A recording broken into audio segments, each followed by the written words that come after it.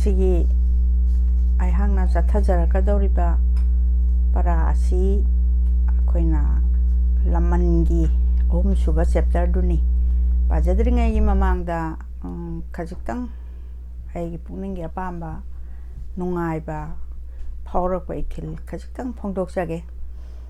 ꯑꯩꯍꯥꯛꯅ ꯉꯁꯤ ꯐꯥꯎꯕꯗ ꯄꯥꯖꯔꯛꯏꯕꯁꯤꯗꯩꯁꯤꯗ ꯑꯩꯅ ꯀꯅꯥꯅꯕꯨ ꯑꯩꯒꯤ ꯅꯩꯅꯕꯤꯔꯝꯒꯗꯒꯦ ꯌꯦꯡꯕꯤꯔꯝꯒꯗꯒꯦ ꯀꯥꯏꯅ ꯄꯤꯛꯂꯕ ꯑꯩꯒꯤ ꯄꯨꯛꯅꯤꯡꯁꯤꯅ ꯈꯟꯖꯔꯨꯕꯗꯣ ꯑꯩꯒꯤ ꯏꯆꯥꯁꯤꯡ ꯃꯌꯥꯝ ꯑꯃ ꯑꯩ ꯃꯤꯡ ꯑꯣꯏꯅ ꯄꯟꯖꯔꯕꯗ ꯌꯥꯝꯅ ꯅꯛꯅ ꯋꯥꯡꯈꯩꯃꯌꯨꯝ ꯕꯦꯝꯃ ꯕꯤꯃꯣꯂꯇꯥ ꯃꯍꯥꯛꯅ ꯌꯥꯝꯅ ꯊꯥꯒꯠꯄ ꯅꯨꯡꯉꯥꯏꯕ ꯐꯣꯡꯗꯣꯛꯄꯤꯔꯛꯏ ꯊꯥꯒꯠꯂꯤ ꯅꯨꯡꯉꯥꯏ ꯍꯥꯏꯗꯅ ꯑꯩꯅ ꯄꯪꯍꯗ ꯍꯔꯥꯎꯖꯕ ꯅꯠꯇꯦ ꯄꯣꯠꯁꯤ ꯌꯦꯡꯕꯤꯅꯕ ꯂꯩꯇ꯭ꯔꯕꯗ ꯑꯩꯅ ꯄꯥꯕꯤꯅꯕ ꯂꯩꯇ꯭ꯔꯕꯗ ꯑꯩꯅ ꯏꯊꯟꯇ ꯁꯤꯗ ꯐꯝꯕꯗꯨ ꯑꯩꯅ ꯋꯥꯈꯜꯁꯦ ꯈꯜꯂꯤ ꯑꯩꯍꯥꯛꯅ ꯂꯝꯁꯤꯗ ꯈꯖꯤꯛꯇꯪ ꯐꯣꯡꯗꯣꯛꯆꯅꯤꯡꯕꯗꯣ ꯏꯆꯥ ꯏꯕꯦꯝꯃ ꯕꯤꯃꯣꯂꯇꯥ ꯉꯔꯥꯡ ꯑꯩꯅ ꯐꯣꯟ ꯇꯧꯗꯅ ꯋꯥꯔꯤ ꯁꯥꯖꯩ ꯑꯗꯨꯒ ꯀꯅꯥꯝꯇꯁꯨ ꯀꯩꯅꯣ ꯑꯣꯏꯔꯝꯗ꯭ꯔꯦ ꯑꯩꯕꯨ ꯅꯨꯡꯁꯤꯅ ꯇꯥꯛꯄꯤꯔꯛꯄ ꯑꯣꯖꯥ ꯇꯣꯝꯆꯧ GPꯒꯤ ꯑꯣꯖꯥ ꯑꯣꯏꯔꯝꯕꯗꯒꯤ HRDꯗ ꯑꯃꯨꯛ ꯆꯍꯤ 7 ꯑꯩ HRDꯗ ꯑꯗꯨꯝ ꯒꯦꯁ ꯂꯦꯛꯆꯔ ꯑꯣꯏꯅ ꯄꯔꯃꯤꯅꯦꯟꯇꯤ ꯅꯠꯇꯕꯗ ꯑꯗꯨꯃꯥꯏꯅ ꯑꯩꯅ ꯁꯦꯕꯥ ꯇꯧꯖꯔꯛꯄꯗꯣ ꯑꯣꯖꯥꯒꯤ ꯃꯈꯥꯗ ꯑꯃꯨꯛ ꯇꯤꯟꯅꯖꯔꯛꯄ ꯑꯗꯨꯒꯨꯝꯕ ꯅꯨꯡꯁꯤꯔꯕ ꯑꯣꯖꯥꯗꯨꯒꯤ ꯃꯆꯥꯏꯕꯦꯝꯃ ꯑꯣꯏꯔꯝꯃꯤ ꯌꯥꯝꯅ ꯅꯨꯡꯉꯥꯏ ꯑꯗꯨ ꯅꯠꯇꯕ ꯑꯇꯣꯞꯄ ꯑꯉꯥꯡꯁꯤꯡ ꯏꯆꯥꯁꯤꯡ ꯏꯅꯥꯎꯁꯤꯡꯁꯨ ꯑꯩꯅ ꯏꯆꯥꯃꯛꯅꯤ ꯈꯜꯂꯒ ꯂꯧꯁꯤꯟꯖꯩ ꯄꯨꯝꯅꯃꯛ ꯑꯋꯥꯠꯄ ꯑꯗꯒꯤ ꯇꯧꯍꯟꯅꯤꯡꯕ ꯉꯥꯡꯍꯟꯅꯤꯡꯕ ꯄꯨꯝꯅꯃꯛ ꯐꯣꯡꯗꯣꯛꯄꯤꯔꯛꯎ ꯍꯧꯖꯤꯛꯀꯤ ꯃꯇꯝꯗꯗꯤ ꯃꯃꯥꯏꯒ ꯑꯣꯟꯁꯤꯟꯅꯔꯒ ꯋꯥꯔꯤ ꯁꯥꯕꯒꯤ ꯃꯇꯝꯗꯨ ꯅꯠꯇ꯭ꯔꯕꯅꯤꯅ YouTube ꯆꯦꯅꯦꯜꯁꯤꯗ ꯑꯩ ꯏꯆꯥꯅꯨꯄꯤꯅ ꯒꯥꯏꯗ ꯇꯧꯕꯤꯔꯀꯥꯟꯗ ꯑꯩꯅ ꯑꯩꯒꯤ ꯑꯄꯥꯝꯕ ꯄꯨꯝꯅꯃꯛꯁꯦ ꯐꯪꯖꯕꯒꯤꯗꯃꯛꯇ ꯏꯆꯥꯅꯨꯄꯤꯕꯨꯁꯨ ꯑꯩꯅ ꯊꯥꯒꯠꯂꯤ ꯄꯨꯛꯅꯤꯡꯗ ꯑꯗꯨꯒ ꯏꯕꯦꯝꯃ ꯏꯕꯨꯡꯉꯣꯁꯤꯡ ꯅꯍꯥꯟꯁꯨ ꯗꯥꯛꯇꯔ ꯀꯃꯜꯒꯤ ꯃꯩꯇꯩ ꯆꯅꯨꯁꯤ ꯑꯦꯛꯁꯄ꯭ꯂꯦꯟ ꯇꯧꯕꯤꯔꯛꯎ ꯍꯥꯏꯗꯅ ꯍꯥꯏꯔꯛꯄꯗꯒꯤ ꯑꯩ ꯇꯧꯖꯈ꯭ꯔꯦ ꯑꯗꯨꯃꯥꯏꯅ ꯇꯧꯗꯅ ꯑꯩꯈꯣꯏꯒꯤ ꯇꯥꯅꯤꯡꯕ ꯑꯗꯨꯒ ꯇꯥꯍꯟꯅꯤꯡꯕ ꯍꯧꯖꯤꯛ ꯇꯝꯕꯤꯔꯤꯕ ꯑꯉꯥꯡꯁꯨ ꯌꯥꯎꯔꯝꯒꯅꯤ ꯍꯥꯏꯅ ꯈꯜꯂꯤ ꯔꯤꯁꯔꯁ ꯁ꯭ꯀꯣꯂꯔ ꯌꯥꯎꯔꯝꯒꯅꯤꯅ ꯈꯜꯂꯤ ꯑꯗꯨꯅ ꯃꯔꯝ ꯑꯗꯨꯅ ꯃꯥꯅ ꯉꯁꯥꯏꯒꯤ ꯑꯄꯥꯝꯕ ꯈꯨꯗꯤꯡꯃꯛꯇꯣ ꯑꯩꯅ ꯂꯣꯏꯅꯃꯛ ꯄꯤꯖꯕ ꯉꯝꯗ꯭ꯔꯒꯁꯨ ꯁꯤꯗ ꯃꯔꯨꯑꯣꯏꯅ ꯃꯅꯤꯄꯨꯔ ꯂꯩꯕꯥꯛꯇ ꯑꯣꯏꯔꯒꯗꯤ ꯂꯥꯏꯔꯤꯛꯁꯦ ꯑꯩꯅ ꯍꯦꯛ ꯄꯣꯛꯄꯗꯒꯤ ꯍꯤꯡꯖꯔꯛꯄꯅꯤꯅꯀꯣ ꯃꯔꯨꯞꯇ ꯍꯪꯕ ꯌꯨꯅꯤꯚꯔꯁꯤꯇꯤ ꯆꯠꯄ ꯑꯗꯨꯒ ꯂꯥꯏꯕ꯭ꯔꯦꯔꯤ ꯆꯠꯄ ꯃꯌꯥꯝ ꯑꯃ ꯇꯧꯔꯒꯁꯨ ꯑꯩꯅ ꯐꯣꯡꯗꯣꯛꯆꯔꯛꯄꯅꯤ ꯑꯗꯣ ꯃꯁꯤꯗ USꯗ ꯑꯕ꯭ꯔꯣꯗꯇ ꯂꯥꯛꯄꯁꯤꯗꯩꯁꯤꯗ ꯌꯥꯝ ꯅꯨꯡꯉꯥꯏꯕ ꯑꯃꯅ ꯏꯟꯇꯔꯅꯦꯠꯇꯒꯤ ꯊꯤꯔꯒꯁꯨ ꯑꯗꯨꯃꯥꯏꯅꯗꯤ ꯂꯥꯏꯔꯤꯛꯁꯦ ꯈꯤꯇꯪ ꯑꯩꯅ ꯐꯪꯅꯤꯡꯕ ꯑꯩ ꯈꯨꯠꯅ ꯂꯥꯝꯕ ꯐꯪꯕꯗꯣ ꯑꯩꯅꯁꯨ ꯂꯣꯏ ꯄꯨꯔꯛꯄꯁꯨ ꯉꯝꯈꯤꯕ ꯅꯠꯇꯦ ꯑꯗꯨꯅ ꯑꯗꯨꯒꯨꯝꯕꯗ ꯈꯤꯇꯪ ꯑꯋꯥꯠ ꯑꯄꯥ ꯂꯩꯕꯗꯣ ꯃꯌꯥꯝꯅ ꯁꯞꯄꯣꯔꯠ ꯇꯧꯕꯤꯔꯀꯥꯟꯗ ꯂꯥꯏꯔꯤꯛꯁꯦ ꯐꯪꯍꯟꯕꯤꯔꯀꯥꯟꯗ ꯑꯩꯅ ꯑꯩꯒꯤ ꯑꯉꯝꯕ ꯊꯥꯛꯇꯣ ꯑꯗꯨꯕꯨ ꯑꯩ ꯇꯧꯖꯒꯦ ꯍꯥꯏꯅ ꯈꯜꯂꯤ ꯇꯧꯁꯨ ꯇꯧꯖꯩ ꯑꯗꯣ ꯏꯆꯥ ꯕꯤꯃꯣꯂꯇꯥꯅꯁꯨ ꯄꯥꯕꯨꯡꯅ ꯏꯔꯝꯕ ꯐꯨꯡꯒꯥ ꯋꯥꯔꯤ ꯑꯃ ꯊꯥꯕꯤꯔꯛꯀꯅꯤ ꯍꯥꯏꯗꯅ ꯉꯔꯥꯡ ꯏꯕꯥꯅꯤ ꯋꯥꯔꯤ ꯁꯥꯖꯩ ꯌꯥꯝ ꯅꯨꯡꯉꯥꯏ ꯑꯩꯉꯣꯟꯗꯁꯨ ꯅꯨꯡꯉꯥꯏꯕ ꯑꯃ ꯄꯣꯛꯏ ꯏꯆꯥꯗꯁꯨ ꯌꯥꯝꯅ ꯅꯨꯡꯉꯥꯏ ꯍꯥꯏꯔꯛꯏ ꯑꯗꯨ ꯅꯨꯡꯉꯥꯏꯕ ꯍꯥꯏꯕꯁꯦ ꯑꯋꯥꯕꯗꯒꯤ ꯅꯨꯡꯉꯥꯏꯕ ꯍꯥꯏꯕꯁꯤ ꯂꯥꯛꯅꯕ ꯍꯣꯠꯅꯕꯁꯤ ꯍꯦꯛꯇ ꯈꯨꯗꯛꯇ ꯐꯪꯕ ꯅꯠꯇꯦ ꯑꯗꯨꯅ ꯏꯆꯥꯕꯨ ꯄꯨꯝꯅꯃꯛꯄꯨ ꯃꯪꯒꯣꯜ ꯑꯣꯏꯕ ꯄꯤꯅꯕꯤꯌꯨ ꯍꯥꯏꯅ ꯑꯩꯅ ꯏꯁꯣꯔꯗ ꯄ꯭ꯔꯊꯅꯥ ꯇꯧꯖꯔꯤ ꯑꯍꯨꯝꯁꯨꯕꯒꯤ ꯆꯦꯞꯇꯔꯁꯤ ꯂꯃꯟꯁꯤꯗ ꯑꯩꯈꯣꯏꯒꯤ ꯌꯥꯝꯅ ꯑꯩꯅ ꯑꯉꯥꯡꯁꯤꯡꯗ ꯀꯥꯟꯅꯍꯧꯒꯗꯕ ꯍꯥꯏꯁꯦ ꯑꯩ ꯋꯥꯈꯜꯁꯤꯅ ꯄꯤꯛꯂꯕ ꯑꯩꯒꯤ ꯋꯥꯈꯜꯁꯤꯅ ꯈꯜꯂꯀꯥꯟꯗ ꯃꯇꯝꯗꯨꯗ ꯆꯍꯤ 3 ꯈꯨꯟꯇꯥꯛꯄ ꯍꯥꯏꯕꯁꯦ ꯑꯩꯈꯣꯏꯁꯨ ꯈꯪꯍꯧꯗ꯭ꯔꯕꯅꯤ ꯁꯥꯍꯤꯇ꯭ꯌꯅ ꯈꯪꯉꯛꯏꯕꯅꯤ ꯁꯥꯍꯤꯇ꯭ꯌ ꯇꯝꯕꯗꯒꯤ ꯆꯍꯤ 3 ꯈꯨꯟꯇꯥꯛꯄꯁꯦ ꯀꯩꯗꯧꯔꯒ ꯊꯣꯛꯈꯤ ꯍꯥꯏꯕꯁꯤꯗ ꯆꯍꯤ 3 ꯈꯨꯟꯇꯥꯛꯄꯗ ꯑꯋꯥꯅ ꯃꯩꯇ꯭ꯔꯕꯥꯛꯁꯤ ꯆꯍꯤ 8ꯁꯦ ꯑꯩꯈꯣꯏ ꯃꯐꯝ ꯃꯔꯥꯡ ꯈꯪꯗꯅ ꯑꯩꯈꯣꯏꯒꯤ ꯂꯩꯍꯜꯂꯛꯄ ꯑꯩꯈꯣꯏꯒꯤ ꯌꯨꯝ ꯀꯩ ꯂꯤꯡꯕ ꯉꯝꯗꯅ ꯑꯗꯨꯒꯤ ꯆꯥꯎꯔꯕ ꯃꯔꯝꯁꯤꯅ ꯀꯔꯤ ꯑꯣꯏꯔꯛꯏ ꯍꯥꯏꯅ ꯍꯥꯏꯕꯗ ꯅꯤꯡꯊꯧ ꯁꯦꯝꯕ ꯅꯤꯡꯊꯧ ꯃꯆꯥ ꯃꯁꯦꯟ ꯅꯤꯡꯊꯧ ꯈꯨꯕꯝ ꯃꯨꯟꯅꯕ ꯑꯗꯨꯒ ꯑꯃꯒ ꯂꯤꯡꯖꯦꯜ ꯃꯥꯟꯅꯔꯛꯇꯕ ꯃꯁꯤ ꯑꯌꯥꯝꯕꯗ ꯇꯥꯡꯀꯛ ꯈꯨꯗꯤꯡꯃꯛꯇ ꯑꯩꯈꯣꯏ ꯃꯅꯤꯄꯨꯔꯒꯤ ꯍꯤꯁꯇ꯭ꯔꯤꯁꯤꯗ ꯊꯣꯛꯏ ꯑꯗꯨꯅ ꯃꯔꯝ ꯑꯣꯏꯗꯅ ꯑꯩꯅ ꯑꯩꯈꯣꯏꯒꯤ ꯍꯤꯖꯝ ꯒꯨꯅꯣꯅ ꯏꯕꯤꯔꯝꯕ ꯂꯃꯟꯁꯦ ꯏꯁꯥꯃꯛꯅ ꯇꯝꯖꯔꯛꯑꯦ ꯍꯥꯏꯅ ꯍꯦꯛꯇ ꯄꯥꯖꯕ ꯅꯠꯆꯗꯦ ꯆꯍꯤ 7 ꯈꯨꯟꯇꯥꯛꯄꯁꯤ ꯊꯣꯛꯏꯁꯦ ꯑꯩꯈꯣꯏꯒꯤ ꯃꯅꯤꯄꯨꯔꯒꯤ ꯅꯤꯡꯊꯧꯁꯤꯡꯁꯤꯅ ꯃꯥꯒꯤ ꯃꯆꯥꯁꯤꯡꯁꯤꯅ ꯅꯤꯡꯊꯧ ꯁꯦꯝꯕ ꯍꯥꯏꯗꯅ ꯃꯥꯅ ꯂꯤꯡꯖꯦꯜ ꯃꯥꯟꯅꯗꯕ ꯑꯗꯒꯤ ꯑꯩꯒꯤ ꯍꯥꯏꯕ ꯋꯥꯈꯜꯁꯤꯅꯅꯦ ꯃꯥꯡ ꯊꯥꯔꯝꯕ ꯏꯄꯥ ꯏꯄꯨ ꯍꯥꯛꯇꯛꯇꯒꯤꯅꯤ ꯑꯗꯨꯅ ꯑꯃꯒ ꯈꯣꯡꯒ꯭ꯔꯦꯡ ꯍꯥꯟꯅꯕ ꯃꯅꯤꯄꯨꯔꯁꯤꯗ ꯂꯩꯔꯤꯕ ꯇꯧꯔꯤꯕ ꯄꯨꯝꯅꯃꯛꯁꯦ ꯃꯁꯤꯗꯒꯤ ꯊꯣꯛꯂꯛꯄ ꯄ꯭ꯔꯣꯕ꯭ꯂꯦꯝ ꯉꯥꯛꯇꯅꯤ ꯑꯗꯨꯅ ꯍꯧꯖꯤꯛꯁꯨ ꯑꯩꯈꯣꯏ ꯃꯅꯤꯄꯨꯔꯁꯤꯗ ꯑꯩꯈꯣꯏꯒꯤ ꯁꯦ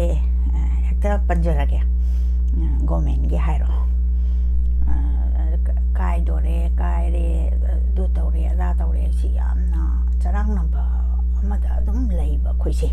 ꯁꯦꯇꯜ ꯇꯧꯕꯁꯦ ꯁꯨꯡꯉꯝ ꯉꯝꯗꯕ ꯑꯗꯨꯅ ꯗꯤꯕꯦꯂꯞꯃꯦꯟꯗ ꯑꯗꯨꯝ ꯆꯥꯎꯊꯔꯛꯄ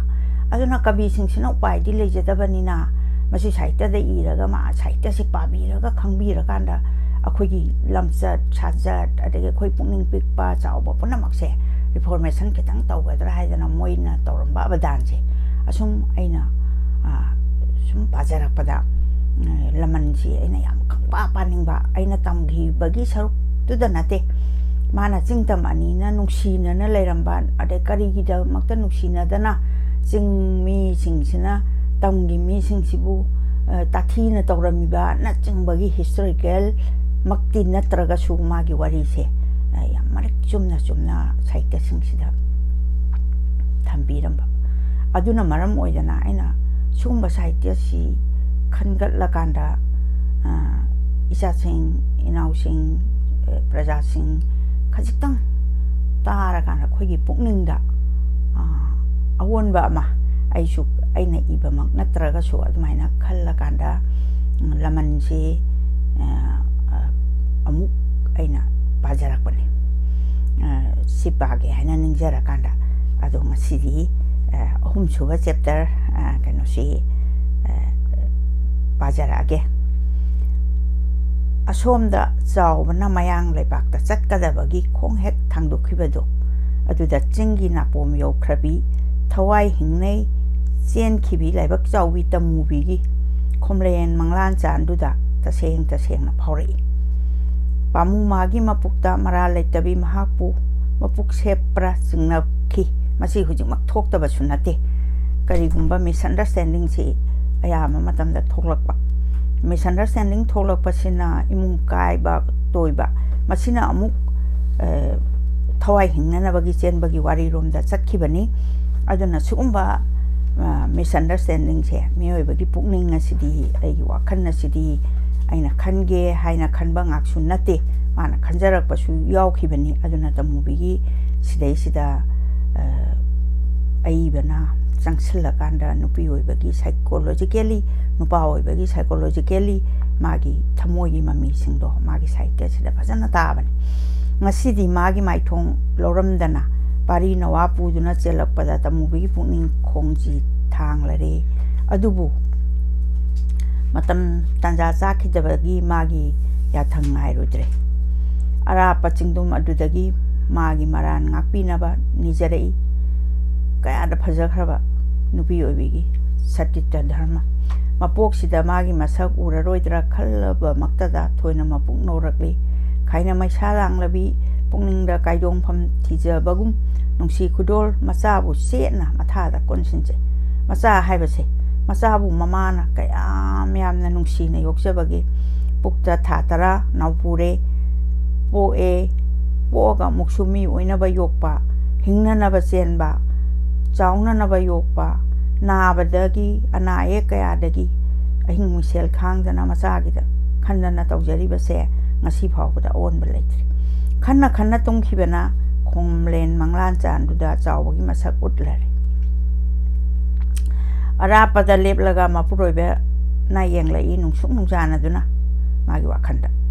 ꯃꯇꯝꯕꯥꯛꯀꯤ ꯃꯆꯥꯗꯨ ꯄꯤꯌꯨ ꯍꯥꯏꯕꯒꯨꯝ ꯆꯥꯎꯕꯅ ꯃꯈꯨꯠ ꯇꯤꯡꯊꯣꯔꯛꯏ ꯃꯕꯥꯅꯤꯒꯤ ꯃꯔꯛꯇ ꯑꯆꯧꯕ ꯏꯄꯥꯛ ꯑꯃ ꯊꯠꯄꯁꯨ ꯎꯔꯤ ꯃꯥꯏ ꯋꯥꯈꯟꯗꯨꯅ ꯂꯥꯛꯏꯕ ꯃꯥꯒꯤ ꯏꯃꯦꯖꯗꯣ ꯑꯁꯣꯝ ꯊꯪꯕ ꯇꯣꯔꯕꯥꯟꯗ ꯇꯃꯨꯕꯤꯅ ꯇꯉꯛ ꯌꯦꯡꯉꯛꯏ ꯏꯄꯥꯛ ꯂꯥꯟꯕ ꯉꯝꯗ꯭ꯔꯗꯨꯅ ꯃꯈꯨꯠ ꯑꯅꯤ ꯊꯥꯡꯒꯠꯇꯨꯅ ꯄꯥꯃꯨ ꯃꯥꯕꯨ ꯀꯧꯖꯔꯛꯏ ꯑꯗꯨꯕꯨ ꯃꯥꯒꯤ ꯋꯥꯗꯨ ꯊꯧꯑꯣꯏꯗꯕꯒꯨꯝ ꯆꯥꯎꯕꯅ ꯃꯃꯥꯏ ꯂꯩꯗꯨꯅ ꯆꯠꯈ꯭ꯔꯤ ꯃꯥ ꯋꯥꯔꯧꯕꯒꯤ ꯃꯥꯅ ꯋꯥꯔꯧꯔꯦ ꯈꯟꯈꯤꯕꯗꯨꯗ ꯃꯗꯨ ꯎꯔꯨꯕꯗ ꯅꯤꯡꯕ ꯀꯥꯏꯔꯗꯨꯅ ꯈꯣꯟꯖꯦꯜ ꯋꯥꯡꯅ ꯀꯧꯔꯛꯏ ꯂꯧꯕꯤꯔꯈꯣ ꯍꯥꯏꯗꯨꯅ 이칸 칸나 망파오나래 콘젤 톡나 까블레이 하나yen 키베다 까나 아마따 술레람드레 후이나오 마자두 나타나 후이두기 후이나오두기 후이나 마푸닝바기 파자바 디스크라이브 후이시나 마론 톡다나 사이타 이방함바 나테 까비나 디스크라이브 taurise 후이에시 마푸닝바 지바 마네 ताइबंग फावरे खंगलबदा कप्पा खंगलेप्लेप्ले माइकई मरी लेदुना मुक यांगलई कनागुंबा तारम खिगदरा हायना तमुबी मी पाइरे हुइनाव मचादु इंगा ngangna हाइगलगा कोयेंगेंगई तोंबसु लेरमद्रबा अदुदा तमुबीगी मबुक्ता मोल खलै करिगुंबा सेलुंबगी मीना फादुना पुख्रबा जा इमा इसासु अमुक फाबिरगदरा असुमना खल्लिंगैदा खुदक्ता तोंबा थुंगलरे मखुत्ता चयोम अमा पाइदुना नुमित फना यामना कारकलबा मतांगनी मचेमनी मतौदु उबदा तोंबना मचेमदा हंगलई करिगिनो इसे नमिना ना तथक येंगलिबदी ओंथोकपा मंगमा मंगलमिने नबाइबो मबुक्ता मचेमगी सिंगनबा गुम उरमी सिंगनगे हायरबदा इसेमबु मुन्ना खंगदबदगी अइबुसु खंगदबदगी ओइबा 망아이 그리 수직나루가노 돈바나 콤 파레 징나람가니 하이두나수 마기 마낙다 한바야바 마땅 톡드레 아마 망안 카리바 소나디 ඛang리가니 마땀 아마다 ඛang나락바 하이바도 망아이레 와루바기 까나데 아이나 자용 포락레 앙앙 아두 예ꯡ두나 카르당 자로 록마자 아마 레이바니 미카나수 따다바니 징니나 사나우 생독로로 마세나 कदाइदगी पुरक पचयोमनो मैतै खुंदगिनी सिंग चलंबा मैतै मरक्तगिनी आइगी अवामल ओइना पिरकपनी नहाक्ति चारकलब्रा चारे आइगी ति खलुरनु नोमन्निनी चादबदी सिबा यारोय वहै याउरी चलो नसा सेंदोकलोरो चाबा थकपदी लाइरी कदोमदा मुक चतोइनो लुआंगलोन खुन योगदबा नुमिनिनी गी लंबी वाटली असंबा सिंग लंबी दा चलगा नोमनिनी नोमगी लंबी नि हाय अहाक लंबी खंगलगले असंबा लंबी दा चटपा तारिब्रा अकोइबदा चटपा याबा मतम नत्रे अकोइबदा चटपा याबा मतम नत्रे हौजिंगमक चाबा थकपा लोइरगा चिंग असि लालगा अचौबा चिंसांग असि ताना अखोइ चटकदबनी तंपाक्ता मुकुंबा तारिब्रा कुमलरोय चिंसांग परेंग असिदा चटखिबा यारगनी उतोंगदा चा खरदंग पिरकपसे इसे सुखरा चारो तमुबी मसा Mau संदोकलुरगे हाइदुना चटखरे ngaihak leiraga amu halakle sidaba haiduna aphangba kharadu chare sidana ba haiduna aphangba kharadu chare chai haibadu mangai pungning leita dabadagi hongnaba chaning tana chaba ngamkhidre aremba kharaduna huinaw macha aduda pijare baruni aremba kharaduna huinaw macha aduda pijare warubagi kanade nakhoi anigi naraiba pharabani होय अदुबु अंथोकना खोइरांख्रे कबुई खुंदुबु संजफम पिरमगदरा करिगी पिरमदनी अखोइगिदी मखोइना हेना फै अंगांग अदु अइ पोगे करिगी पिरमदनी अखोइदगिदी मखोइना हेना फै माना सैसिदा हारिबा अर्थसे अर्थ याम लैबा जिंगी मिसिंगसिना मपुक्चेन SIAM Chamba अदुगा चारगा चाइ चादरगा चादे हाइबा यामना ओइबसे मखोइगी अनंबा ओइ हाइबसे अखोइ खुदिंमंगना खंगे अदुना मरम ओइदना मखोइना अखोइदगी दि हेना फै हाइबा मागी वर्ड से सियाम मीनिंगफुल ओइबा वाहिनी ai angang adu porage mafam asida kuina leiba phatte angang pokhale makoi mari mang mafam adu dagi khongsangkre hui dune mama masane tombani lambi satna wari sarai nahak pudi khulak pana khanglam gadra mapung da kirak pado khanglam draga changja phampi draga di kamdauba khanglam gani ipagi mangai ni hoi matam dunna di kuirabani na kawram laga dra khangde kaya kuire unakhidaba matam phana sangkhre paji na sidringai mamang dagi ni khulak pigya khangnabra khangnai madi kawram gani haiba thajate karigino magi su aiga hominaba masa ningol amalai aiga manai haiduna ai bon thokna nungsi pi pajina hawkaba khudingda aigi hawpi tamlai isorgi kripa haibaduni khanglamdrabasu wari wa khongliraga soidana khangbiramgani aduna aruba matile karinina maiteiga kabuiga hambada marup yamna sanarambani singi misian ama maitai ningthona lului haiduna kabui ningthona mangsat tanbadagi mari tanakhrabani moiga khoiga mari tanari sigi maramse sigi maram sinani haibase mahana ekoi khuding makta khanghali adudi kamdauni makhoina bu yabirabadi kari sulaite aduga aihakti khun manung adumakta da sangbadi yawba yaroi sing laibak aduda ithanda karamna lelugani thawai sidanaba pari chawa ngaina naba leluba haibaduni macha amad mamana nungsidana sacrifice tawagi yamna phajaba sentence ama mana phongdomi nabaina mayang laibakta puba haibasi soidarabra soiroi tangdang banumi thadi khangdri khulai thohodrabadi selongbagi thodo aduda chingnaraduna ai adum laklabani aina hankhraga khangluba haibaduni nahang na satkhraga maga amu unaba phangkhigadra isorna kari tamligadabano unadaba suyai unaba suyai unaragabu kari kanagani mana ibu thirakpa ngamgani haiba thajadre hoi adubu takpham thokpa wani na taktabadi yade aibi su singnaramba yai yamdrabada masi sengdoktaba yade wari sana lakpana chingsang pareng adu yoksilakle mathang kakhatkiduna chingthak yorakle singi engba nungsina hu silli haipal laipal punamak changlakpada ngamna yening hulami yengbada pungning hunabagi masakni piklaba lambi masa do mama masa makoi bu oklambaga manakre lambi masa do phawata yamna meaningful oira pombi sekla kayana harau sei saklami awaba kongai kokningai ni tawum basum tamubi gi thamoi dadi phawruba ngamkhide khaina maisa lang labi hakchang pangkal so labi cha da thaktrabi adugi mathakta mipai thibagi ngamkhai leitrabini ningthiraba mahusagi sapham adu ururaga mamitta ira chelakle hega haina kapkhre tomban haire hojik kappa matam natre chingleibag yoraklabani kana hagumana takhi ukhiba thoklawadi singnaba yai ngasi asi miyoibagi punsi haibasi asigumba ngaktani punsina lomdri bhawbara sina maoire haibase khak lepa ngamde mikha ponba khoigisu noma matam lakhini satpadi lepte singna pom amagi mathanga ama mathang changsinkhri korona mamsillakle mengloba mangal unungwanung phawjilakle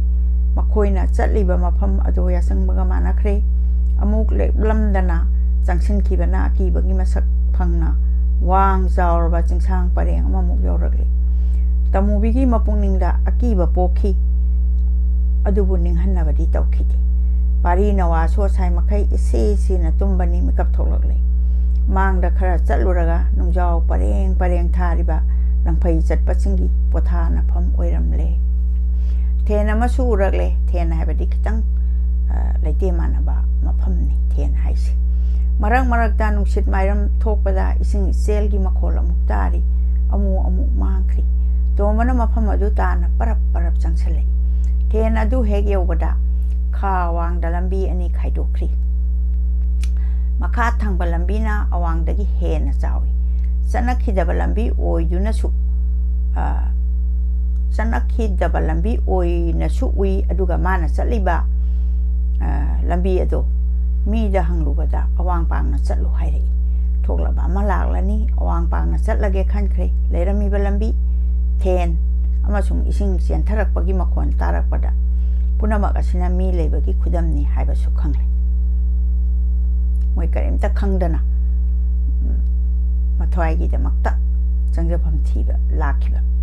ꯊꯣꯛꯂꯕ ꯑꯃ ꯂꯥꯛꯂꯅꯤ, ꯑꯋꯥꯡ ꯄꯥꯡꯅ ꯆꯠꯂꯒꯦ ꯈꯟꯈ꯭ꯔꯦ꯫ ꯄꯨꯝꯅꯃꯛ ꯃꯊꯪ ꯃꯊꯪ ꯃꯤ ꯂꯩꯕꯒꯤ ꯈꯨꯗꯝꯅꯤ ꯍꯥꯏꯕꯁꯨ ꯈꯪꯂꯕꯗ ꯑꯃꯨꯛꯀ ꯍꯦꯟꯅ ꯆꯤꯡꯅꯔꯛꯂꯦ꯫ ꯃꯐꯝ ꯑꯁꯤꯗ ꯄꯣꯊꯥꯗꯨꯅ ꯅꯨꯃꯤꯠ ꯇꯥꯕ ꯉꯥꯏꯔꯕꯁꯨ ꯁꯥ ꯀꯩꯒ ꯊꯦꯡꯅꯔꯒꯗ꯭ꯔꯥ ꯆꯤꯡꯅꯔꯦ꯫ ꯑꯃꯨꯛ ꯆꯪꯁꯤꯟꯕ ꯇꯥꯔꯕꯁꯨ ꯁꯛ ꯈꯪꯅꯗꯕꯅ ꯆꯤꯡꯒꯤ ꯃꯤꯒ ꯊꯦꯡꯅꯗꯨꯅ ꯄꯪꯋꯥ ꯑꯃꯨꯛ ꯋꯥꯔꯒꯗ꯭ꯔꯥ꯫ ꯊꯦꯟ ꯑꯗꯨꯗ ꯃꯈꯣꯏ ꯃꯔꯤꯃꯛ ꯄꯣꯊꯥꯈꯤꯁꯤ ꯍꯥꯏꯗꯨꯅ ꯑꯉꯥꯡ ꯑꯗꯨ ꯇꯃꯨꯕꯤꯗ ꯁꯤꯟꯅꯔꯝꯂꯒ ꯂꯝꯕꯤꯗꯨ ꯑꯃꯨꯛꯇ ꯌꯦꯡꯂꯨꯒꯦ ꯍꯥꯏꯅ ꯑꯋꯥꯡ ꯄꯥꯡꯅ ꯑꯗꯣꯝꯗ ꯇꯣꯝꯕ ꯃꯊꯟꯇ ꯂꯥꯛꯏ꯫ ꯑꯁꯨꯝ ꯆꯪꯁꯤꯟꯈ꯭ꯔꯒ ꯂꯝꯕꯤ ꯑꯗꯨ ꯌꯥꯝꯅ ꯆꯥꯎꯅ ꯂꯩꯔꯝꯂꯦ꯫ ꯁꯣꯏꯗ꯭ꯔꯦ, ꯈꯨꯟ ꯅꯛꯂꯝꯕ ꯇꯥꯔꯦ꯫ ꯀꯔꯝꯕ ꯈꯨꯟ ꯑꯣꯏꯔꯝꯒꯗꯒꯦ ꯍꯥꯏꯕꯁꯨ ꯈꯪꯂꯝꯗꯦ꯫ ꯈꯔ ꯑꯃꯨꯛ ꯆꯪꯁꯤꯟꯈ꯭ꯔꯦ꯫ ꯑꯔꯥꯞꯄꯗ ꯌꯨꯝ ꯇꯥꯕ ꯎꯔꯦ꯫ ꯀꯌా ꯆꯥꯎꯗꯕ ꯈꯨꯟꯅꯤ꯫ ꯇꯣꯝꯕꯅ ꯃꯐꯝ ꯑꯗꯨꯗ ꯂꯦꯞꯂꯒ ꯑꯔꯥꯞꯄꯗ ꯎꯔꯤꯕ ꯈꯨꯟ ꯑꯗꯨꯗ ꯑꯃꯨꯛ ꯃꯨꯟꯅ ꯌꯦꯡꯂꯛꯏ꯫ ꯑꯃꯨꯛ ꯇꯟꯅ ꯃꯆꯦꯝꯒꯤ ꯅꯥꯛꯇ ꯂꯥꯛꯂꯦ ꯍꯥꯏꯔꯛꯏ꯫ ꯊꯣꯏꯅ ꯂꯥꯞꯇꯕ ꯈꯨꯟ ꯑꯃꯗꯤ ꯎꯕ ꯐꯪꯂꯦ꯫ ꯀꯔꯝꯕ ꯈꯨꯟꯅꯣ ꯍꯥꯏꯕꯗꯤ ꯈꯪꯗ꯭ꯔꯦ꯫ ꯃꯐꯝ ꯑꯁꯤ ꯌꯧꯅꯅꯕ ꯆꯠꯂꯁꯤ ꯍꯥꯏꯕꯕꯨ ꯀꯔꯤ ꯍꯥꯏꯕꯒꯦ? ꯑꯩꯗꯤ ꯀꯅꯥꯅ ꯈꯪꯒꯅꯤ? ꯊꯣꯛꯂꯕ ꯑꯃ ꯂꯥꯛꯂꯅꯤ ꯍꯥꯏꯗꯨꯅ ꯃꯈꯣꯏ ꯄꯨꯝꯅꯃꯛ ꯃꯐꯝ ꯑꯗꯨ ꯇꯥꯅ ꯆꯠꯂꯁꯤ ꯍꯥꯏꯅ ꯂꯦꯞꯅꯔꯦ꯫ ꯇꯣꯝꯕ ꯃꯥꯡ ꯊꯥꯗꯨꯅ ꯈꯨꯟ ꯑꯗꯣꯝꯗ ꯃꯃꯥꯏ ꯑꯣꯟꯈ꯭ꯔꯦ꯫ ꯃꯇꯝ ꯑꯁꯤꯃꯛꯇꯤ ꯇꯥꯔꯝꯗꯥꯏ ꯅꯨꯃꯤꯠꯀꯤ ꯑꯔꯣꯏꯕ ꯃꯉꯥꯜꯅ ꯅꯣꯡꯄꯣꯛꯀꯤ ꯆꯤꯡꯃꯥꯏꯗ ꯊꯥꯝꯈ꯭ꯔꯦ꯫ ꯆꯤꯡꯅꯨꯡ ꯑꯣꯏꯕꯒ ꯌꯥꯆꯪꯕꯒ ꯃꯥꯟꯅꯅ ꯃꯝꯁꯤꯜꯂꯛꯂꯦ꯫ ꯈꯨꯟ ꯌꯧꯒꯗꯧꯔꯛꯂꯦ꯫ ꯃꯤꯒꯤ ꯃꯤꯅꯤꯟ ꯇꯥꯕꯗ ꯀꯔꯤ ꯇꯧꯔꯛꯀꯗꯒꯦ ꯍꯥꯏꯅ ꯅꯨꯡꯁꯥ ꯊꯤꯔꯛꯏ꯫ ꯁꯛ ꯈꯪꯅꯗꯕ ꯈꯨꯟꯅꯤ, ꯃꯔꯣꯜ ꯂꯣꯟꯕꯅꯤ꯫ ꯑꯗꯨꯒꯤꯁꯨ ꯃꯊꯛꯇ ꯃꯩꯇꯩ ꯆꯪꯕ ꯌꯥꯔꯝꯗꯕ ꯈꯨꯟꯁꯨ ꯑꯣꯏꯔꯝꯕ ꯌꯥꯔꯤ꯫ ꯍꯥꯏꯕꯗꯤ ꯃꯇꯝꯗꯨꯗ ꯑꯩꯈꯣꯏꯅ ꯆꯤꯡꯒ ꯇꯝꯒ ꯑꯅꯤꯁꯤꯒꯤ ꯔꯤꯂꯦꯁꯟꯗꯨꯁꯨ ꯑꯩꯈꯣꯏꯅ ꯈꯤꯇꯪ ꯈꯟꯊꯔꯀꯥꯟꯗ ꯑꯃꯅ ꯑꯃꯗ ꯗꯤꯁꯇꯔꯕ ꯇꯧꯅꯔꯨꯕꯗꯒꯤꯅꯤ ꯇꯧꯔꯤꯁꯦ꯫ ꯑꯃꯅ ꯑꯃꯗ ꯌꯩꯈꯥꯏꯕ ꯄꯤꯔꯨꯕꯗꯒꯤꯅꯤ ꯇꯧꯅꯔꯤꯕꯁꯦ꯫ ꯑꯍꯥꯟꯕꯗ ꯌꯥꯝ ꯅꯨꯡꯁꯤꯅꯅ ꯆꯤꯡꯃꯤ ꯇꯝꯃꯤ ꯂꯩꯔꯝꯕꯗꯨ ꯃꯇꯥꯡꯁꯤꯗ ꯈꯤꯇꯪ ꯅꯨꯡꯉꯥꯏꯇꯕ ꯊꯣꯛꯂꯛꯏꯁꯦ꯫ ꯏꯈꯪ ꯈꯪꯍꯧꯗꯅ ꯅꯣꯡꯆꯨꯞ ꯄꯥꯡꯕ ꯑꯗꯣꯝꯗ ꯁꯝꯄꯨꯕꯤ ꯑꯍꯟ ꯑꯃ ꯀꯥꯈꯠꯂꯛꯄ ꯎꯔꯛꯏ꯫ ꯃꯤꯠꯌꯦꯡ ꯆꯥꯟꯅꯔꯨꯕꯗ ꯑꯩꯈꯣꯏ ꯑꯍꯨꯝꯃꯛ ꯏꯉꯛ ꯉꯛꯅꯩ꯫ ꯑꯍꯜ ꯑꯗꯨꯅ ꯍꯥꯏꯔꯛꯏ, "ꯏꯄꯥ, ꯑꯩꯈꯣꯏ ꯃꯩꯇꯩ ꯅꯠꯇ꯭ꯔꯣ? ꯀꯔꯤ ꯂꯝ ꯌꯧꯒꯗꯕꯅꯣ?" ꯇꯣꯝꯕꯅ ꯈꯨꯝꯃꯤ, "ꯑꯩꯈꯣꯏ ꯀꯕꯨꯏ ꯈꯨꯟ ꯊꯤꯔꯛꯄꯅꯤ"꯫ ꯑꯗꯩ ꯃꯤ ꯑꯃꯒ ꯃꯤ ꯑꯃꯒꯤ ꯔꯤꯂꯦꯁꯟꯁꯦ ꯀꯔꯤꯒꯨꯝꯕ ꯃꯈꯣꯏꯅ ꯈꯪꯗꯕ ꯑꯃꯈꯛ ꯊꯤꯔꯤ ꯍꯥꯏꯕꯁꯦ ꯏꯆꯝ ꯆꯝꯕꯤ ꯆꯤꯡꯃꯤ ꯅꯨꯄꯤꯗꯨꯅ ꯈꯪꯉꯤ꯫ ꯑꯗꯨꯒ ꯃꯈꯣꯏꯅ ꯆꯝꯕꯒꯤ ꯆꯥꯡꯁꯤ ꯃꯤꯗꯨꯗ ꯑꯗꯨꯝ ꯍꯪꯕꯤꯕꯗꯣ ꯑꯗꯣ ꯑꯩꯈꯣꯏꯅ ꯁꯤꯒꯤ ꯀꯩꯅꯣꯁꯤꯁꯨ ꯃꯣꯔꯦꯜꯁꯤꯁꯨ ꯑꯩꯈꯣꯏꯅ ꯂꯧꯍꯧꯕ ꯆꯨꯝꯃꯤ꯫ ꯀꯗꯥꯏꯗ ꯀꯔꯝꯍꯥꯏꯅ ꯇꯧꯗꯅ ꯂꯝꯕꯤ ꯃꯥꯡꯉꯤꯕ꯭ꯔꯥ ꯀꯔꯤꯅꯣ ꯍꯥꯏꯕꯁꯦ ꯃꯁꯤꯒꯤ ꯁꯥꯏꯀꯣꯂꯣꯖꯤꯀꯦꯜꯂꯤ ꯀꯕꯤꯅ ꯊꯥꯔꯤꯕ ꯂꯃꯟꯁꯤꯗ ꯊꯥꯔꯤꯁꯦ ꯁꯦꯟꯇꯦꯟꯁ ꯈꯨꯗꯤꯡꯃꯛꯀꯤ ꯑꯩꯈꯣꯏꯅ ꯉꯥꯏꯍꯥꯛ ꯉꯥꯏꯍꯥꯛ ꯂꯦꯞꯄꯒ ꯌꯦꯡꯕ ꯍꯩꯅꯔꯕꯗꯤ ꯌꯥꯝ ꯅꯨꯡꯉꯥꯏꯒꯅꯦꯅ ꯈꯜꯂꯤ꯫ ꯀꯔꯤ ꯈꯨꯟꯅꯣ, ꯀꯔꯝꯕ ꯑꯣꯏꯔꯤꯒꯗꯒꯦ ꯄꯥꯛ ꯍꯦꯛ ꯍꯥꯏꯕ ꯉꯝꯗ꯭ꯔꯦ꯫ ꯃꯆꯦꯝꯅ ꯈꯨꯝꯂꯛꯏ, "ꯂꯨꯋꯥꯡꯂꯣꯟ ꯀꯕꯨꯏ ꯈꯨꯟ ꯀꯧꯏ ꯍꯥꯏ"꯫ "ꯀꯅꯥ ꯊꯤꯔꯛꯄꯅꯣ?" "ꯈꯨꯂꯥꯛꯄ ꯈꯨꯂꯥꯛꯄꯤ ꯑꯅꯤꯕꯨ ꯊꯤꯔꯛꯄꯅꯤ꯫ ꯈꯨꯟꯒꯤ ꯂꯩꯐꯝꯁꯨ ꯈꯪꯗꯦ꯫ ꯈꯨꯟ ꯑꯗꯨꯒꯤ ꯈꯨꯂꯥꯛꯄ ꯈꯨꯂꯥꯛꯄꯤꯒꯤ ꯃꯁꯛꯇꯤ ꯈꯪꯏ, ꯃꯃꯤꯡꯁꯨ ꯈꯪꯗꯦ꯫ ꯆꯍꯤ ꯈꯔꯒꯤ ꯃꯃꯥꯡꯗ ꯏꯄꯥꯒ ꯃꯉꯥꯏ ꯁꯥꯟꯅꯔꯝꯃꯤ"꯫ ꯃꯉꯥꯏ ꯍꯥꯏꯕꯗꯤ ꯃꯔꯨꯞ ꯃꯄꯥꯡ ꯃꯉꯥꯏ ꯀꯧꯏ꯫ ꯆꯤꯡꯒꯤꯗꯤ ꯃꯉꯥꯏ ꯍꯥꯏꯔꯗꯤ ꯃꯉꯥꯏ ꯁꯥꯟꯅꯈ꯭ꯔꯒꯗꯤ ꯆꯤꯡꯒꯤ ꯃꯤꯁꯤꯡꯁꯤꯅ ꯇꯝꯒꯤ ꯃꯤꯁꯤꯡꯁꯤꯕꯨ ꯀꯌꯥꯝꯒꯤ ꯃꯇꯤꯛ ꯅꯨꯡꯁꯤꯅ ꯈꯜꯂꯤ꯫ ꯃꯁꯤꯒꯤ ꯆꯥꯎꯔꯕ ꯈꯨꯗꯝ ꯆꯥꯡꯗꯝ ꯑꯩꯈꯣꯏ ꯈꯪꯍꯧꯏ꯫ ꯑꯩꯒꯤ ꯏꯃꯥ ꯄꯣꯛꯄ ꯑꯕꯣꯛ ꯃꯥꯒꯤ ꯃꯉꯥꯏ ꯃꯌꯥꯝ ꯑꯃ ꯃꯥꯁꯦ ꯈ꯭ꯋꯥꯏꯔꯝꯕꯟ ꯀꯩꯊꯦꯜꯗ ꯐꯅꯦꯛ ꯌꯣꯟꯐꯝ ꯐꯝꯃꯝꯃꯤ꯫ ꯃꯇꯝꯗꯨꯗ ꯑꯩꯁꯤ ꯃꯥꯅ ꯌꯥꯝ ꯂꯨꯅ ꯇꯧꯕꯅ ꯃꯔꯝ ꯑꯣꯏꯗꯅ ꯀꯩꯊꯦꯜꯗ ꯀꯔꯤꯒꯨꯝꯕ ꯀꯥꯟꯗ ꯆꯪꯉꯨꯕꯁꯨ ꯌꯥꯎꯏ, ꯄꯨꯕꯤꯕꯁꯨ ꯌꯥꯎꯏ꯫ ꯑꯗꯨꯃꯥꯏꯅ ꯇꯧꯗꯅ ꯆꯪꯕ ꯀꯥꯟꯗ ꯑꯩꯈꯣꯏ ꯃꯥꯒꯤ ꯃꯉꯥꯏꯁꯦ ꯃꯥꯒꯤ ꯐꯝꯐꯝꯗ ꯐꯝꯃꯝꯃꯤ꯫ ꯑꯩꯒꯤ ꯏꯆꯥ ꯑꯇꯣꯝꯕꯤꯅꯤꯅꯦ ꯍꯥꯏ꯫ ꯃꯉꯥꯏ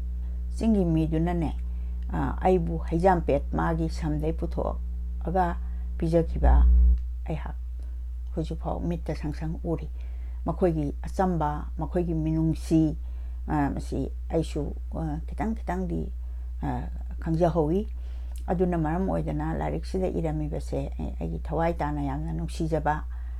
aduguma chinga tamga gi mari huji maksu manipur sida chinga tamga mari phanana baina akogi gomena su yam kana honna dana ga tawrise muje akoi se amatane chinga tamga se amatane aidi aigi punsida kadai dagi horopano aina akoi ima se abok niko aina tatana hangi ima luhong chatla ima nangi dakhinana makhai kaktang tawraga aiga bokina siki hum tawri kaigino kai moi matam juda sana kangbu singse rajput se moi ning thoi pan banina moigi honor tawba jani da ado aina yam hanganba adumai tawdana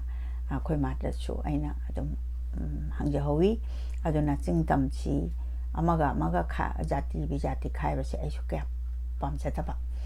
aduna mana aduni mana muslim ni mana hindu ni kai se hindu wala padagi di tawgi bani hindu gi tongan ba kano ma sagat ki badagi akoina masigi khena basilai ra pani habse kona ina laika kharka tama kan dai khangjari kunna sibu kabui makha amuk sathajarake kunna sisu khulakpi ani bu thirakpani kungi lepham su khangde kunna dugi khulakpi gi masak su khangi maming su khangde haidana makoise kume kunna si bu kabui khunni ngarian kawi ngarian sing luang lon yogadaba yamna wali nongmagi lambini adudi lara duna mafama duna meite sangba yara roi asumna lambi chappaduna haibire kunna sidadi yagadra ima asida su yara roi kabui ga meite ga mangai sana khidre to mangai dinga sai marup to yam friendly oi khidre yam drabada luang lon phangdri phawa nahakida thambiyu kari haibagi ne ima ayakti lukhrabi isa nupi amatang laijai nupa sunnataba aina na khoibu karamna thamgani to akhoigi minority masa nupi ka pu oganda yamna sonbado duga masa nupa pu ogana yamna kano toba khoigi yamna strong oi kaina khanbado adu magi waisina phongdoi aikhoidi maitei leba ta hanba yadrabani siba tarbasu nakhoigi na phamda siba na phai adu oirabasu aina di nakhoibu thamba ngamlaroi yamdrabada ngasidang lenba yararoidra munna khalaga ahladuna khumlai ipa nangdi yawbasu yararoi nahak yawdrabadi ngambasu yai aigi di yawdrabasu yai sarina mungnasi aigi isemga mama masa ni sidi na aikhoigi lam thungpham yongnanaba nang sinbiyu madu aina ngamgani ningde aduma pu yengsi man khalliba ai mai si am phajai ngamoi kaina thaidana su sendri nungsiba amti leiramiba isense tamubina hairei ima namonga pangkhakni changjafam leitrabini aibu changjafam pidrabasu lamja pari nawa simatangdi ene mana yango macha se ma bhawa changjafam pidraba da pikraba ngang du budi mathai kaningiba adugi mama ga masaga magi mama na masada kyamu yamna nuksi bage haibase sentence na ulli ahalla duna marak thattun hairei phare mafam asida kuina leiba yadre aigi tung ilo ahalla duna mang tha duna lambi leitaba na pom amaromda mari chatkri phana sangna chatlaga ahana duna hairei nakoi mafam asida ai laktriba phaw leiram hairam laga amuk chakre makoi om tumina mafam aduda phamthare wa matangang na de pum sek khare singmai ngai hak leiraga miam lakpagi som tarai adubu atopa lambi amarom da umsatkhre ya sanglakpa matamda makoina ngairiba hallado nahanubi amaga yorakle ipana hak chakro na seumga angang asiga ingonda sinaramlo aina thopa sinkrage yamna phare ima khulong thiba thohan bigano haina mamita mapi sinthare mase bu haloi khalambani adubu ngam khidre onthopani magi damakta thawai katke khalamba mase mangni ninglabi tamubi bu atopa mi gi makutta maraba yenglunaba sinabada matakhre tamubi kari oigani ise karimata singnaganu khoyumlai gi nonglamna aibu kanbi gi haiduna tharak labani se ima se singnaba leitana makhoi gi matung inakhro aisu han khrage asumna wagraba tanjaduda makoise amuksu kainaba tare asumna leithokpa matam natre ipana hak chakro nang lao aigi itung ilau tamubi ta hari tombana pari mamai hanna suble mangoloyu haiduna makokta nan thabire masembu makong songna kuramle masemna kon khali haire I phare chaloi bungo semna lalaktaba oirabadi aki khang leitana nayum yoba ngamjaru sem su ngairuge mafam asida pari nawa chawnaba chawdri phawa mapagi khongul lirunaba hairam laga hikaina kablei phongamdraba awabagi maichangni karamnabu phongdoksige mahai mahai yengnaba ngamkhidre ahoina na hikaina khonjel thoktana kablei tomana kanara roi haiduna khudak maktada mafam adudagi chatkre tamubina mopa chatkiba maikaida mapi ira chenduna yengduna lehore ahal loirabi mama saklabi adusu matau asida kaptaba ngamkhidre tamubi na sole matang asida miyoibana aigi ima icha mito miyancha haibagi karisu laite nungsin ba haibasina khwaidai chawi haidana bible daga so hairi love is the greatest yam chunggraba adana makoina ngahang hagi thengnaruba mikuptuda miyoibana miyoiba bu nungsiba miyoibana miyoiba bu hingsai itambagi matawgumna so hatpa ngamiba punamakse khoina nainarubada akoigi miyoiba lonchat si kaya yamna khoina hongdokpa aduga nungsinaba aduga amana magi mateng pangba se kayam darkar oige kayam important oige habase laman si para kana magi moral dagi fajana khangba ngamgani habase ai thamjage isamaki oina di yamna ngamjagre ai khomlang makhangna pangal chauki haibagi semmi mafamda laman singlam libra laman habasi mahangna wai khudingi mana palli like si maming sulaman kawi laman ngatani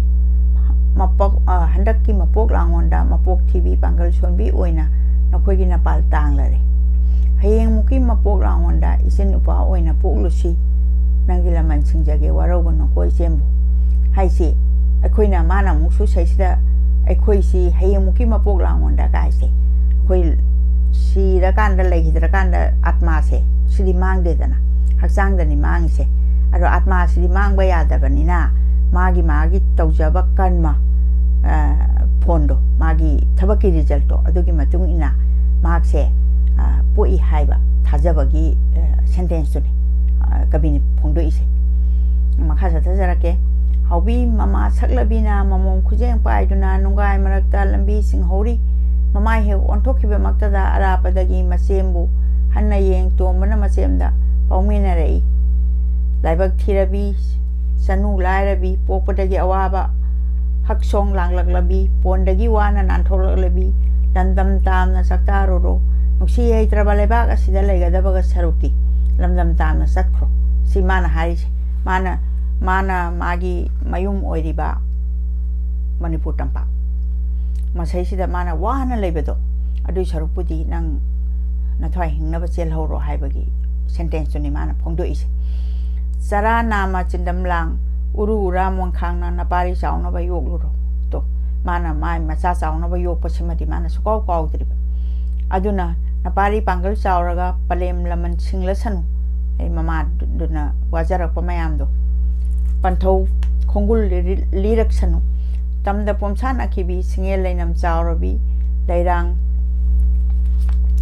mikhut challambi napari nara phukledu namanabi maraktagi lobi singda satpadi asongba narak oibana singna satchaba ngamgani kanamsana nangonda phoidat loi logtho oi hatu oi harim ma hari arthas asengba nungsit phangani ko chingdadi yamna pure koigi nungsit se yamna phangba awangba maphamnina leirang leisak mangda lebak mirak tillasanu last su yam phajaba wahi ama lebak mirak tinba migi marakta tillaga miyoina leiba ngambadu adu oina nabani akoina mana macha pura cheliba miyoibena macha yokna riba punamakse taibang mirak tilba haibasina ishorna tharakpada nang taibang mirak tiluro haina tharain asumna mahangna matek wai singse arthana thalaba wai mayam ama yauri se kabi gunogi magi laman sida asumna pamwe laktuna leptuna yeng hori mopana thadok pangamdraduna ngasidagi horaduna tamubi maitai marakta gi mut khare lobi singda ong khare sida chapter ama loisinjare